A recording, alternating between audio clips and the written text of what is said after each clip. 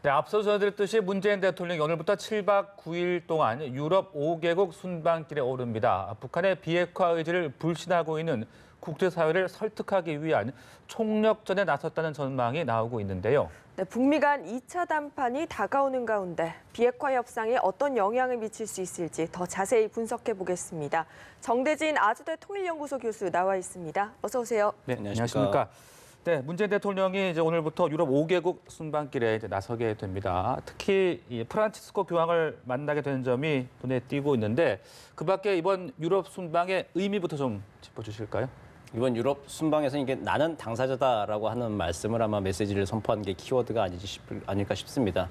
뭐 우리는 이게 남북한이 갈라져 있고 좀 이렇게 서로 분리해서 생각하는 사고가 좀 자연스러운데 유럽이나 이게 서로 이렇게 한반도에 대해서 사실 이렇게 큰 관심이 없는 지역에서는 왜 남북한이 싸우고 있는지도 잘 모르는 사람들이 많거든요. 그런 데서 이제 왜 이렇게 지금 비핵화에 대해서 김정은 위원장이 입장을 대변해주고 있느냐 뭐 한국의 대통령이 뭐 북한의 대변이 있냐라고 하는 이제 그런 의문이 일각의 의문들도 많이 있어요. 그런 논란들이 있어요. 남북 관계가 워낙 이렇게 진전 속도가 빠르다 보니까. 네. 그랬을 때 이게 뭐 누구를 대변하거나 북한 대변하는 게 아니라 한반도의 당사자로서 한반도의 대통령으로서 이 땅에서 평화를 일구고 그게 이제 국적 목표이고 역사적 과제이다라고 하는 것을 다시 한번 강조하는 당사자 입장에서 한반도 평화를 확인하고 강조하고 지지를 얻기 위한 외교적 노력 이번 아셈 정상회의 그리고 유럽 순방에서 이루어질 수 있는 가장 큰 목표이자 과제일 것 같습니다.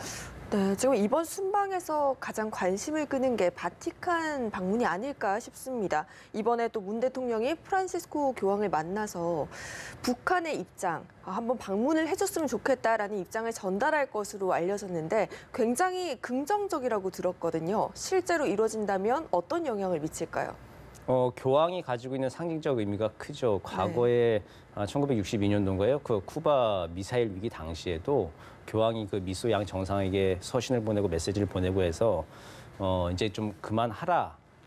이제 그 미소가 싸우게 되면은 인류가 이제 공멸을 맞게 된다라고 하는 그런 메시지들을 많이 보냈거든요.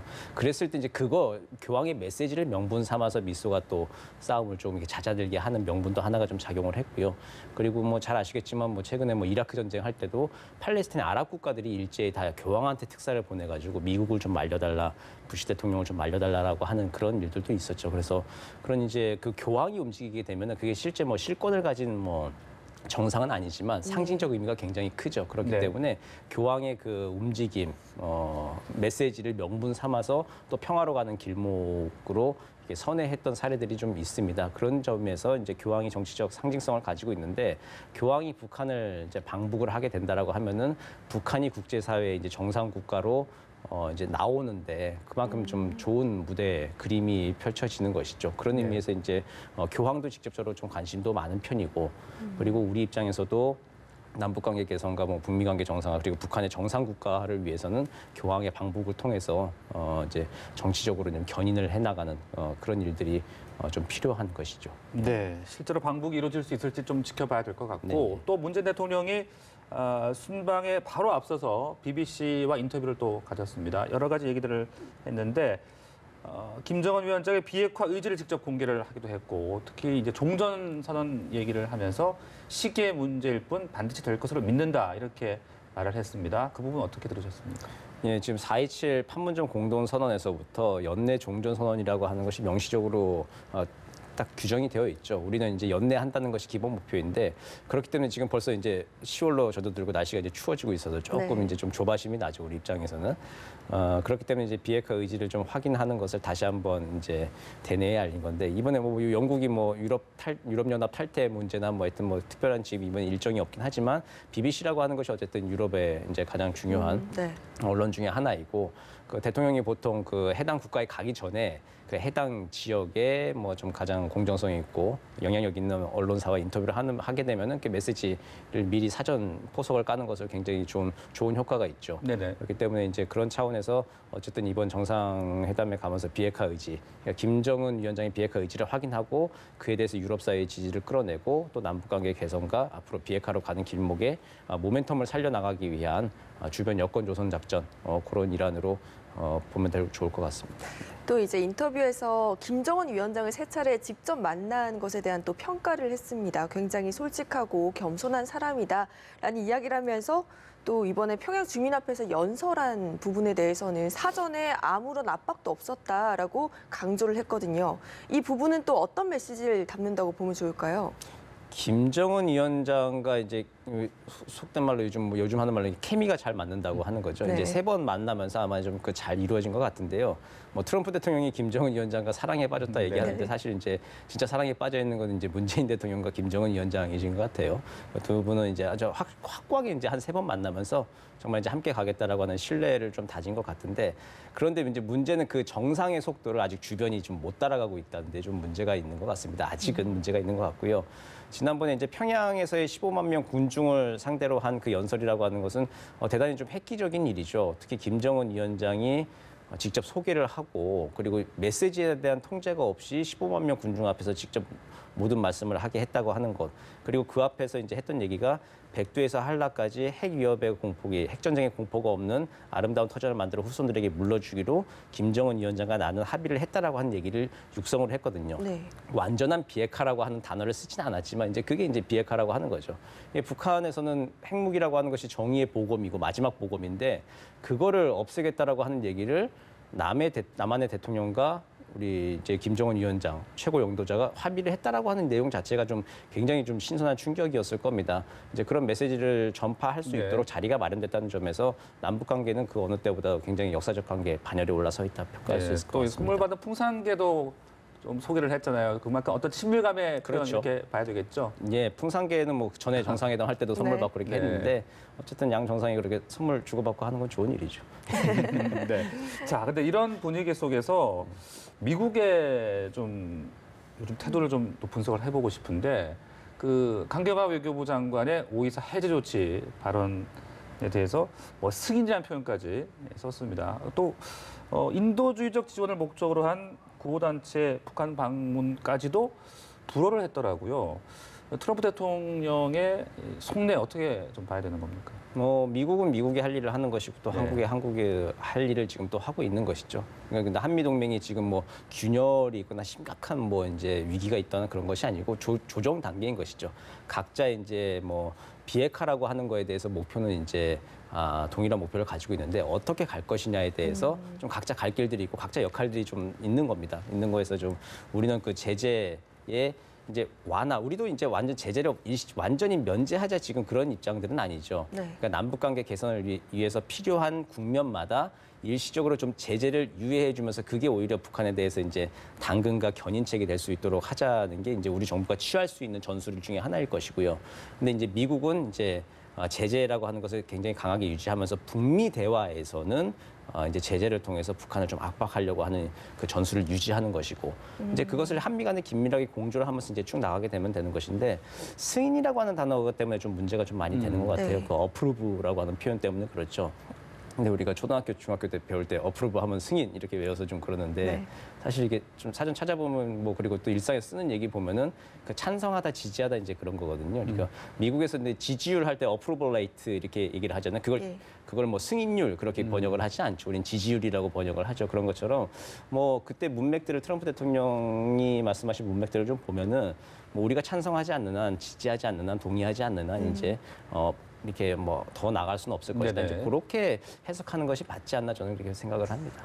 네, 지금 또 앞서 말씀하신 것처럼 미국은 미국이 할 일을 하고 있다라고 하셨는데 트럼프 행정부 출범 2년간 무려 지금 대북 제재가 236건이라고 네, 예. 합니다.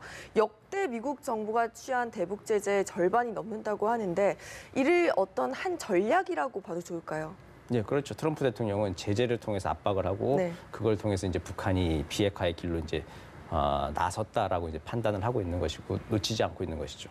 실제로 이제 얼마 전에 폼페이오 장관이 방북을 할 때 방북하면서 동시에 이제 미국이 했던 게 뭐냐면은 북한과 거래를 하고 있던 터키 기업을 이제 세컨더리 보이콧 이게 제재에 또 거는 거였거든요. 제재를 또 실제 시행하는 것이 또 미국이 했던 일이죠. 네. 그러면서 뭐 협상을 하면서는 그 협상을 유리하게 이끌기 위해서 제재라고 하는 이제 지금 카드가 있기 때문에 그걸 활용하는 건 이제 당연한 것이죠. 이제 북한에서도 이제 어찌 보면 그동안 제재가 너무나도 오랫동안 지속됐기 때문에 내성이 좀 생겼는데 근데 이제 2010년, 12년 이후에 그리고 2016년 이후에 유엔 제재 그리고 미국의 대북 독자 제재라고 하는 것은 그 전과는 좀 완전히 또 판이하게 다르거든요. 그래서 좀 굉장히 좀 북한도 지금은 좀 곤란한 상황에 좀 많이 놓여 있는 것 같고 네. 그렇기 때문에 뭐 제재에 연연하지 않 뭐 언제는 우리가 제재 안 받았냐라고 하는 그런 네. 식의 논평들이 나오는 게 사실은 그게 또 조금 좀 지금 또 불편하다, 고통을 받고 있다는 이제 그런 반증이 또 아닐까 싶습니다. 네, 그리고 그 북한이 이제 뭐 100년이고 제재를 해봐라 소용없다, 그렇죠. 뭐 네. 자력갱생론을 다시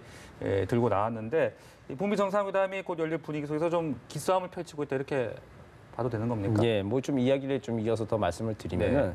과거에 1990년대에도 김일성 주석이 육성으로 좀 공개된 영상에 따르면 우리가 언제 제재 안 받고 살았냐, 우리가 제재 받고 살았지 제재 안 받고 산 적이 언제 있느냐, 네. 할라마 해라 이제 그런 얘기를 한 적이 있습니다. 이제 그게 이제 북한의 기본적인 이제 정신이죠. 이제 기본적인 뭐 태도였는데 그때 이제 북한이 이제 핵개발 초입에 들어가는 단계였고. 그리고 국제사회도 뭐 이렇게 제재를 한다고 하지만 뭐 북한의 뭐 테러 지원국이나 이제 그 정도 수준에서의 제재였는데 지금은 이제 핵 무기를 가지고 있고 그걸 비핵화시키기 위해서 제재를 하고 있다는 차원에서 근본적으로 좀 목표가 다르죠. 그래서 과거와 좀 다른 것이기 때문에 네. 북한도 좀 이번 제재 국면에 있어서는 자신들도 이제 생존들을 위해서는 좀 다르게 좀 생각을 좀 해야 될 측면들이 좀 있을 것 같습니다. 네, 이렇게 치열하게 북미 간의 기싸움이 벌어지는 상황에서 실제로 지금 북미 간 실무 협상은 진척 상황이 없는 것 같습니다. 아무래도 이 북미 회담이 중간 선거 이후로 늦춰져서 다소 동력이 둔화되었다 이런 이야기가 있던데 어떻게 보시나요?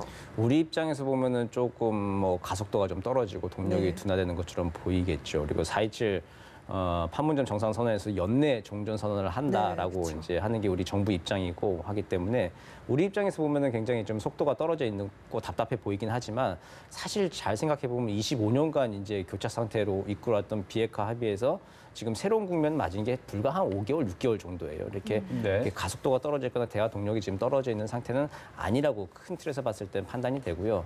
그리고 이제 실무 협상이라고 하는 게 잘 준비를 해서 사전 조율을 좀 거쳐서 좀 만나기를 시작해야지 안 그러면 실무 협상에서부터 만나서 과거와 같이 그렇게 또 교착이 되는 면들을 다시 좀 되풀이할 가능성이 굉장히 크거든요. 정상들 간에는 이제 직접 소통을 하고 합의가 돼 있다고 하지만 실무 단계 내려왔을 때는 또 걸리는 부분들이 굉장히 많습니다. 비핵화라고 하는 게. 그러니까 신고 검증 폐기로 갈 거냐 아니면 네. 뭐 폐기한 걸 검증하고 거꾸로 갈 거냐라는 문제부터 해가지고 굉장히 좀 큰 문제가 많기 때문에 좀 사전에 좀 많은 좀 조율을 거치고 만나서 좀 가속도가 떨어지는 것처럼 보이지만 네. 계속 이제 가는 것, 네. 유지를 하는 것, 이제 그걸 목표로 양측이 좀 만나고 우리도 잘 중재를 하고 조율을 하는 것이 중요할 것 같습니다. 그런데 그 존 볼턴 보좌관이 앞으로 뭐 2, 3개월 내라고 언급을 했더라고요. 사실 우리가 뭐 중간 선거 이전까지도 예상을 했었던 거를 고려를 한다면은 조금 이제 기간이 약간 늦춰지는 거 아니야 이렇게 볼 수도 있을 거는 같거든요. 그렇죠. 이제 예. 우리가 보기엔 조금 아쉬운 면일 예. 수 있는데 우리 정부 입장에서 봤을 때는 그런데 이제 미국의 어쨌든 존 볼튼 보좌관 그 강경파까지도 2, 3개월 안에는 어쨌든 북미 회담을 할 것이다 얘기한 것 자체가 네. 북미 회담 동력은 유지하겠다. 음. 그러니까 한반도라고 하는 차는 이미 이제 비핵화, 평화로 가는 길로 이제 접어든 거죠. 역사의 물줄기는 틀어졌고 그 가는 속도를 어떻게 할 거냐에 대해서 굳이 이제 급하게는 가지 않겠다. 그렇죠. 미국은 이제 좀 예. 철저하게 준비해서 이제 얘기하고 있는 그 완전한 비핵화라고 하는 것을 가겠다라고 이제 준비를 하고 나가겠다는 것이고 우리 입장도 역시 완전한 비핵화죠. 완전한 비핵화 없이는 이제 뭐 통일과 항구적인 평화 정착이라고 하는 것이 어렵죠. 그 주변국들이 뭐 핵이 조금이라도 남아있는 핵이 남아있는 통일 한국을 원하지는 않겠죠. 미국이나 중국이나 일본이나 다. 네. 그렇기 때문에 우리도 동일한 목표를 가지고 조금 뭐 연내 종전 선언을 한다 뭐 여러 가지 뭐 선언들을 하고 합의를 하긴 했지만 필요하다면 조금 속도 조절을 하더라도 정확하게 방향을 잡고 가는 것이 그게 장기적으로는 조금 더 좋지 않을까 싶습니다. 네, 이런 것들 남북이 15일 또 만납니다. 고위급 회담을 갖기로 했는데 특히 이제 철도 연결 사업 좀 주목을 해봐야 될 것 같아요. 그런데 유엔사의 승인 문제 이 부분이 또 어떻게 좀 잘 풀려 나갈지도 지켜봐야 될 것 같은데요. 네, 지난번에 이제 유엔사가 좀 불화를 하는 바람에 뭐 조사하고 네. 하는 게 조금 난항이 좀 있었죠. 근데 이번에는 뭐 어쨌든 정상들 간에 좀 합의가 있고 좀 그 후에 좀 한미 간에 그리고 뭐 유엔사하고 좀 협의가 좀 잘 되었으리라고 이제 기대를 합니다. 그래서 이제 중요한 포인트가 뭐냐면 철도 도로 연결해서 착공해서 직접 공사를 이제 시작하겠다는 게 아니라 어쨌든 착공식을 하겠다고 하는 거거든요. 네. 행사를 먼저 좀 가지겠다는 것이기 때문에 지금 제재 국면에서 뭐 실제로 이렇게 뭐 이렇게 자재들이 이제 들어가는 게 좀 어렵죠. 뭐 조그만 이게 사실 뭐 그냥 이렇게 쉽게 말하면 쇠꼬챙이도 하나 들어가는 게 지금 힘든 상황입니다. 네. 유엔 대북 제재에 따르면은 그런 상황이기 때문에 공사를 직접 첫 삽을 뜨는 건 굉장히 좀 어려운 일이겠지만 착공식을 하고 어쨌든 그 준비를 하겠다는 의지를 남북이 표현을 하고 그러니까 착공식을 하면 철도 도로 연결은 북한도 바라는 바입니다. 그걸 하기 위해서 북한도 좀 성의 있는 조치를 취해라라고 하는 그런 비핵화 장외전으로서 북한을 좀 견인하는 효과로 연내 이제 착공식은 좀 가지고 앞으로 좀 유지를 하기 위해서 네. 좀 정책적 노력들이 좀 많이 필요할 겁니다. 네. 네, 그리고 또 끝으로 최근 국정감사에서 논란이 되고 있는 서해 NLL 문제도 한번 짚어보면 좋을 것 같습니다. 지금 남북 군사회의 합의를 두고 문 대통령은 북한이 NLL을 처음으로 인정하면서 평화수역을 설정하게 된 것이다라고 밝힌 반면에 지금 야당에서는 조금 상반대 주장을 내놓고 있거든요. 이 논란에 대해서는 어떻게 보시나요? 그 2007년에 14 남북 정상 선언에서부터 나왔던 얘기인데 그 개념이 뭐냐면은 지금 뭐 NLL 그 서해에서는 지금 합의되지 않은 선이죠, 사실은. 그 정전협정상에서는 육상에서는 MDL 군사분계선이 있고 한강 하구의 공동수역까지는 합의가 돼 있습니다, 남북 간에. 네. 그리고 당사국 간에 합의가 되어 있는데 서해에서만은 합의가 되지 않은 선, 우리의 북방 한계선, 북측의 이제 서해 해상 경제선이 지금 충돌을 하고 있는 것이기 때문에 2007년 14 정상선언에서부터는 그걸 그냥 평화수역으로 덮어버리자, 합의가 안 돼 있는 것들을 평화로 덮어버리자고 하는 그 기본 정신을 지금 유지를 하고 있는 것이거든요. 근데 지금 요즘 국면을 보면은 뭐냐면은 정상들 간에 직접 의사소통을 하고 탑다운의 시대이죠. 이게 이제 그 돌파구를 마련한 교착 상태에서 돌파구를 마련하기는 좋은데 지금 이와 같은 좀 문제가 나오는 것 같아요. 정상들 간에 직접 얘기하고 이제 소통을 하고 아 네. 그래 합의를 했다라고 하는데 밑으로까지는 아직 그 합의 내용들이 실무선에서 또 서해에 가서는 합의 내용들이 전파가 좀 안 되고 실현이 안 되는 것이죠. 그렇기 때문에 문재인 대통령이 인정한 것이다. 내가 김정은 위원장하고 얘기한 것이다라고 이제 네네. 인식을 가지고 있는 반면에 아직 군 당국이나 그쪽 현장에서는 전에 못 보던 그림이잖아요. 그렇죠. 뭐 한포 포신을 덮고 뭐 기동 훈련도 못 하고 하는 것들이 안 해본 일이기 때문에 아직은 좀 혼란이 좀 있고 이런 혼란상들은 좀 당분간 또 몇 번 또 우리가 보게 될 것 같습니다. 네, 알겠습니다. 문재인 대통령의 유럽 순방 그리고 이를 둘러싼 남북미 정세까지 자세하게 짚어봤습니다. 정대진 교수와 함께했습니다. 말씀 고맙습니다. 고맙습니다.